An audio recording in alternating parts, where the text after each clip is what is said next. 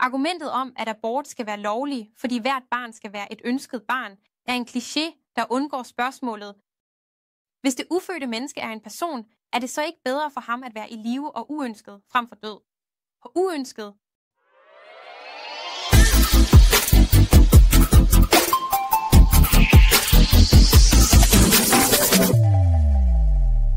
Lad os starte med noget fælles grund.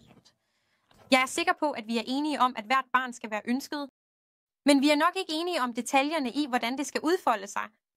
For eksempel, jeg mener ikke, det er nødvendigt eller endda godt, at hvert barn skal være planlagt for at blive ønsket. Jeg mener, at det er samfundets holdning til børn, der mest af alt skal ændres, for at børn virkelig kan blive ønsket. Men vi kan helt sikkert blive enige om, at den rette tilstand er en verden, hvor hvert barn er ønsket. Det virker som et nemt svar at sige, jamen babyer er ønsket. Ved du ikke, at der er en stor efterspørgsel efter nyfødte til adoption, og ikke nok babyer at adoptere? Problemet med dette svar er, at mens det måske er sandt for USA, så er det ikke sandt for mange steder i verden. Vi argumenterer ikke for, at elektiv abort kun er forkert i USA, men at det er forkert overalt. Så vi er nødt til at lave et argument. Det er sandt alle steder. I stedet bør vi argumentere for, hvad der er galt med dette billede i første omgang. Sloganet "Hvert barn et ønsket barn" antager, at ufødte mennesker ikke er personer. Så de tæller ikke som et barn i forhold til sloganet.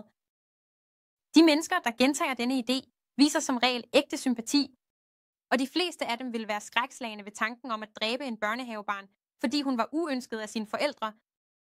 For at sloganet kan fungere, skal det benægte fosterets personstatus. Så jeg vil begynde mit svar til "Hvert barn et ønsket barn" med noget fælles grund.